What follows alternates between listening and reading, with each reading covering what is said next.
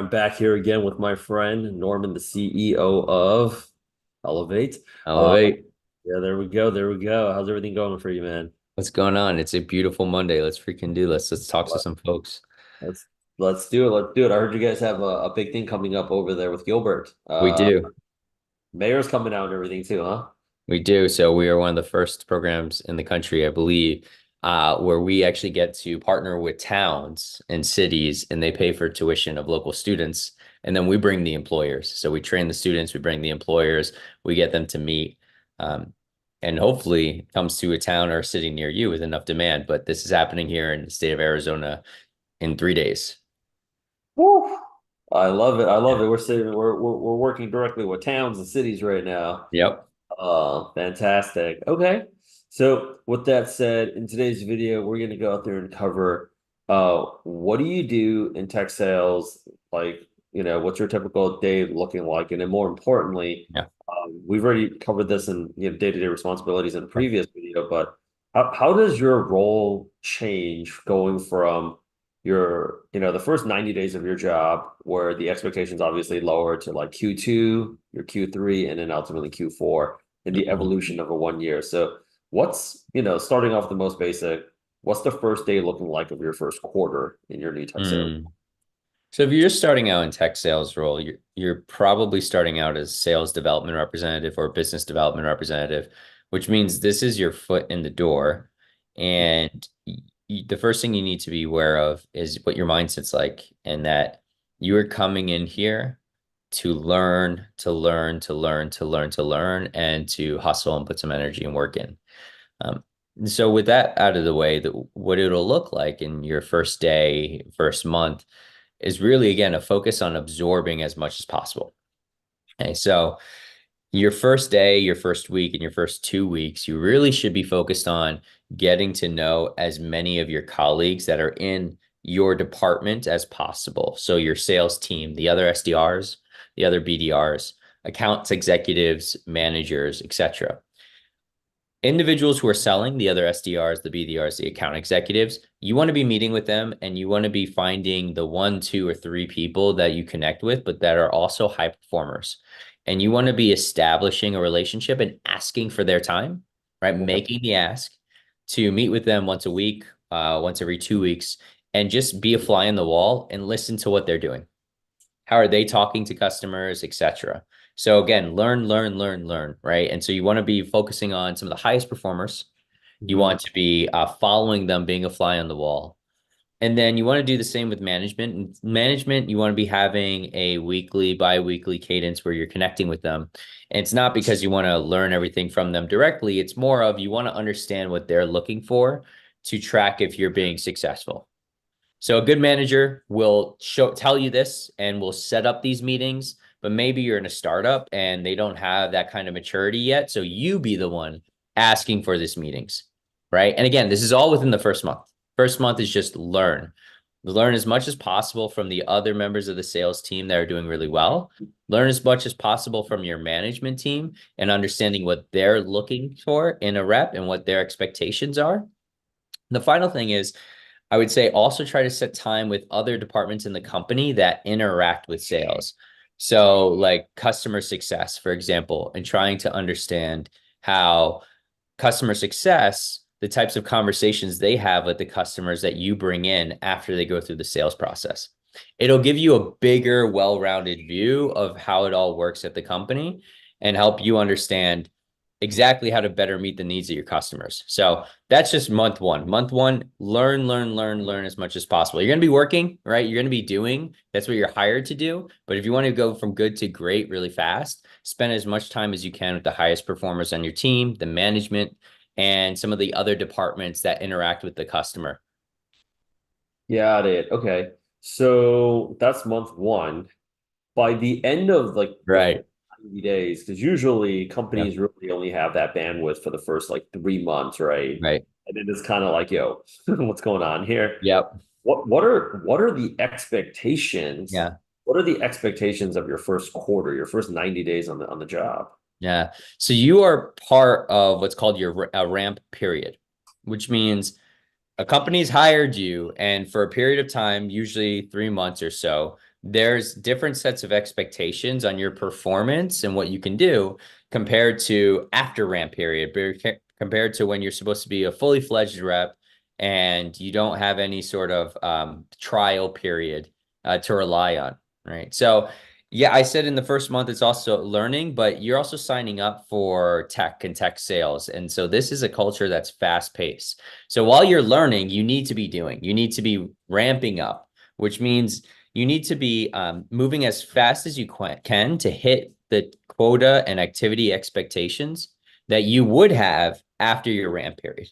That ramp period, that maybe 2 months, maybe 3 months, maybe 1 month for some companies, is really the period where you get a lot of grace from your company and they say, okay, the expectation for everyone else is this, but if you're in ramp, it's going to be at this, right? So they say you're learning, you're going to make a lot of mistakes, you're not going to be as productive as some of the other reps that are past ramp period. But your job is to try to move as fast as possible to achieve the same activity and quota expectations that you would achieve if you were after ramp period, right? That's how you're being evaluated. Does it take you 3 months, 4 months, 5 months to be able to get to the same level as your peers? Does it take you 1 month, even though you're allotted 3 months, right? So your focus in that time is, again, absorbing as much as you can, but then putting it into practice. You're behind the seat of a high performer once a week. You're meeting with your management team, other sales leaders on the floor, but everything you're learning, you're putting it right into practice so that you can show the company they made the right bet on you within that first 3 months. That's your focus. You are laser focused on just absolutely crushing it in your first 3 months in the role. So what's the turnover rate for people that don't, that don't Right. the Jedi Academy the first 33 months? Yeah, great question. So, it's not uncommon, and when folks think about falling into sales or falling into tech sales, if you can even do that anymore, Right. it's not uncommon if you don't have experience, if you don't have exposure to this type of sale before, that a third, if not up to 40% of the reps hired usually within a cohort. So bigger companies hire within a cohort, maybe 5 at a time, and those 5 have the same start date at the beginning of the month. It's not uncommon for 3 of them to be let go by 3 months or after, or for themselves to decide that they're not going to move forward. Because again, you didn't have the exposure, you didn't have the practice, so you didn't really know if tech sales was worth it to you or was what you wanted to pursue. You weren't really ready for it, right? It's high, fast pace, high pressure.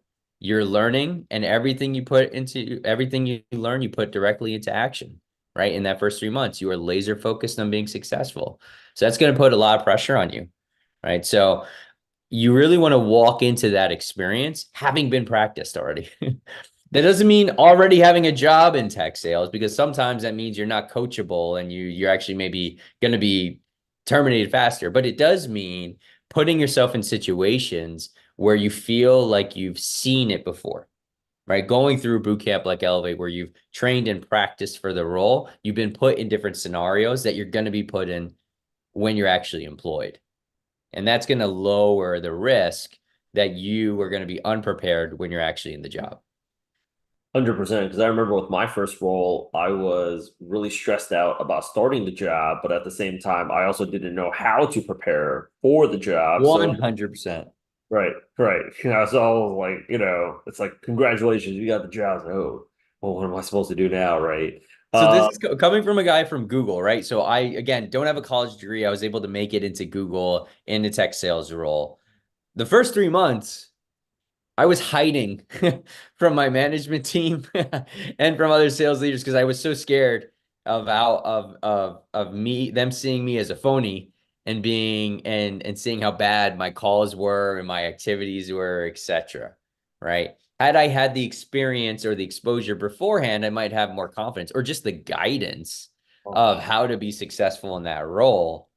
I wouldn't have wasted. I was lucky. Again, I was lucky again that after 3 months, they kept investing in me and I ended up becoming really, really successful. But if I had the exposure, I wouldn't have had the pain for as long as I did.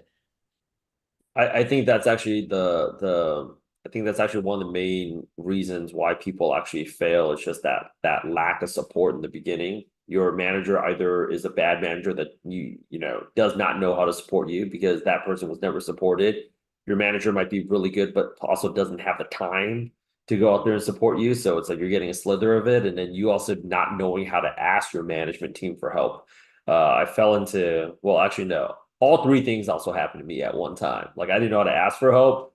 Help wasn't Yeah. good, but also there was no time to help me out. Right. So you're just really grinding it out. So with the Elevate community, you're making sure all three, you're making sure that you're getting covered on all three sides.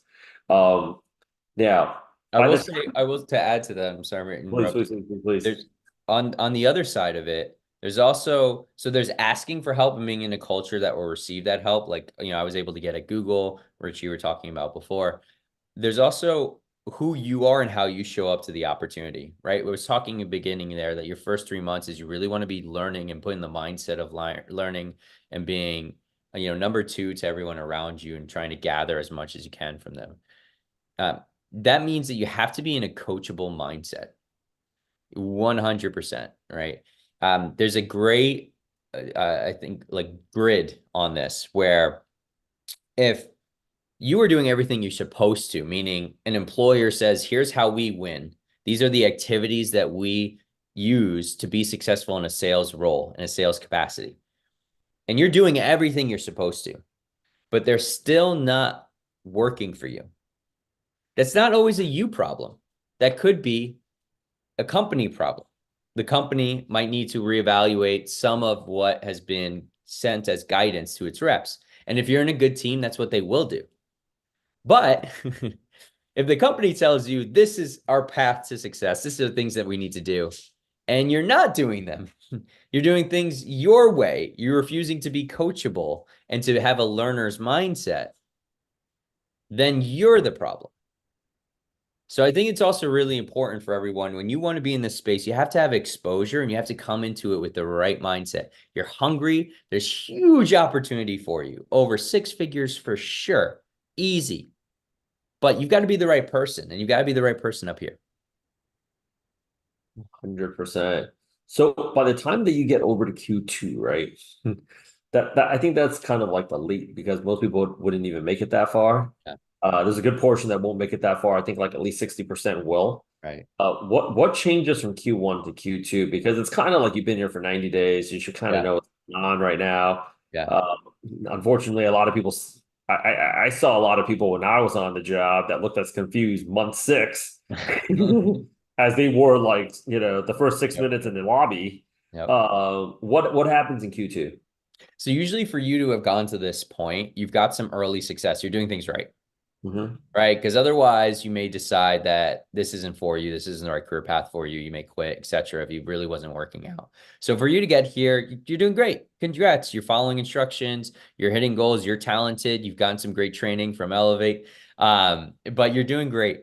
And so at this point, this is when you start getting your first tests of resilience because you're going to have some initial successes. And so your real focus is about refining everything you're learning and getting into a playbook. Okay. You're an SDR, you're BDR, so you're reaching out to potential prospects. You're trying to get their attention and persuade them that they should meet with your company because you're going to solve a problem of theirs, right? So you're getting to be pretty good at a certain type of prospect. When you connect with them, you always seem to know exactly what they're looking for and how what they're looking for is exactly what you can offer. And you get them to these meetings. So it's about refining that playbook and being consistent. So every day you have a schedule, every week you have a schedule, you have things that you say and what you write, these channels and activities that get you meetings and make you successful in your role. It's just about hunkering down and refining. Now, I say resilience is a key point of it because at this 3 to 6 month part, you're probably going to start getting your first big failures too. So things that worked for you, yeah, things that worked for you, maybe a month of reaching out to prospects a certain way worked for you and it was just killer. And you're like, this is it. I'm just gonna hit copy and paste and this is all I'm gonna do. And that's it. I win. And then they don't. And then all of a sudden it just stops for 2 weeks, 3 weeks at a time. And then everything is dead in your pipeline, as we call it, right? So do you look at that moment and you get into self-doubt and you say, I'm not a good fit for this world? Or do you look at that and say, okay, I need to learn new tips, new techniques to get better and reposition what I'm saying? Right. You're going to hit this from three. We all hit it. We all hit it. And we hit it almost every 3 to 6 months in the profession. So just be prepared. You're doing well. You've got a playbook that works, but you're probably going to get your first couple of failures that are going to force you to pivot. And again, if you got that learner's mindset, you should do fine. And you'll be able to change up how you approach, get back at it, and still continue to be successful. 100%. What happens? What happens in Q3? So Q3 and Q4, oddly, is, well, not oddly, but that's usually when most reps are starting to think about what's my next step? Am I going to stay in an SDR role or BDR role or be promoted? I mean, for most jobs, Q3, meaning 9 months in, even a year in, and you're thinking about being promoted, you'd be looked at as being expectant or something, right? But in tech sales, this is kind of the norm for an SDR BDR role. It's high pace, it's high intensity, and it's focused on getting a lot of opportunity in the door as fast as possible. So there's a little bit of it that you can't really be doing this role for 3 years straight. And you probably already learned a lot of what you need to learn to be really, really good as an SDR BDR in that first 9 months to a year. So the next step is, how do you take it to the next level and start thinking about, can I become a senior rep? Start training others perhaps, or maybe work on companies that are harder to start conversations with. I used to focus on companies that were really, really small, and I can get a CEO on the line quickly. Now I want to go after the Facebook account and try to break into something that's really hard that everyone tries to break into. Right. So that's, again, bringing your development to the next level. It could also be, you think you're doing really well where you're at, but now you want to try being a closer. You want to try making the money a closer makes. So you want to actually not only set the meeting, but close the deal, negotiate a contract, and get them to sign. So around 9 months to a year, this is when you're going to start thinking about all these things. At what point, can you start expecting to start closing on your own? I think like at a B2B level, I mean, there are some of like the rock stars out there, but I think Right. Q1 is like a little bit soon.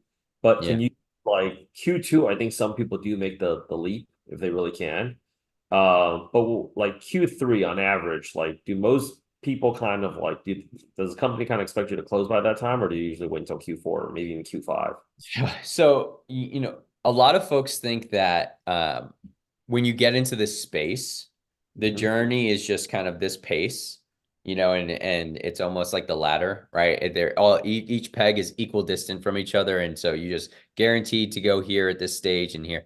And reality is, it actually might change depending on the company that you're with. I'll give you a great example.